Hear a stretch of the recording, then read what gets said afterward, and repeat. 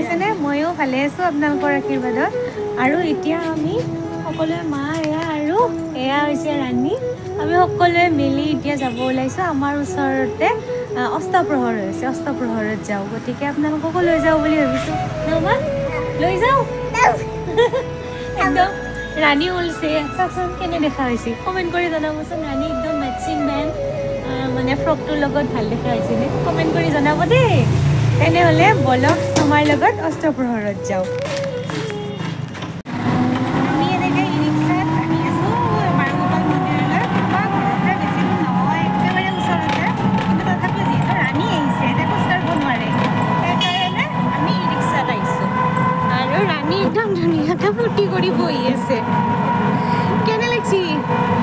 হা কেনে লাগছি? উই উই কেনে মজা না? মজা দেখা দেচোন, মজাটো দেখা দে, দেখা দে মজা।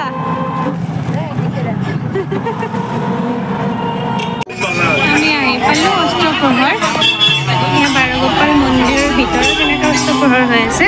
গোটেই পৰিৱেশটো আপোনালোকক দেখাইছোঁ ৰ'ব।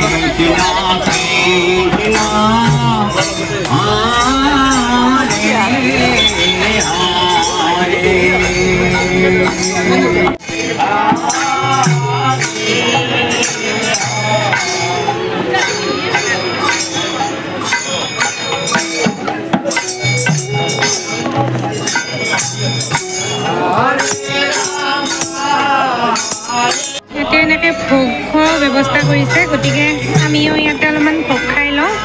এতিয়া ৰাতি হ'লেও দি আছে তাৰমানে ভোগ, দিনৰ পৰা এনেকৈ ভোগ চলি আছে আজি। আমাকো এনেকৈ ভোগ দিলে, দিয়া মুনুকো দিছে। খাইছ না? ঐ ঐ খাইছ না? খাইছ না?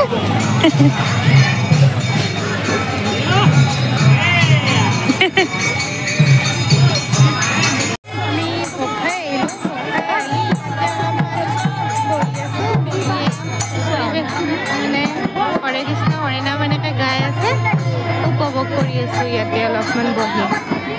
এনেকৈ বহুত মানুহ ইয়াতে বহি চাই আছে।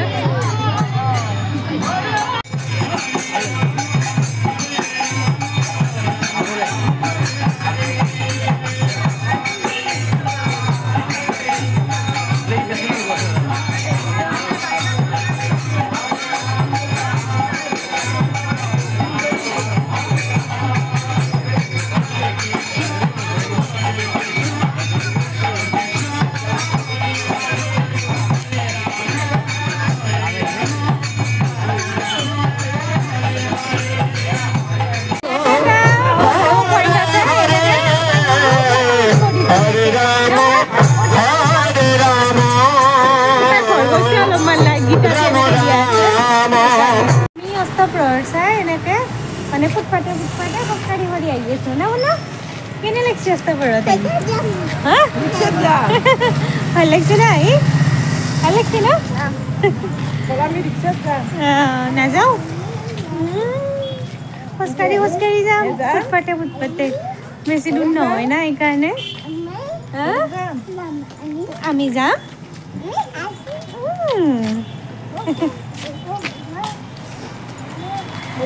বহুত ভাল লাগিল আহি। এনেই অস্তপ্ৰহৰত আমি প্ৰত্যেক বছৰে আহোঁৱেই, গতিকে এইবাৰো আহিলোঁ, কিন্তু দিনত আহোঁ।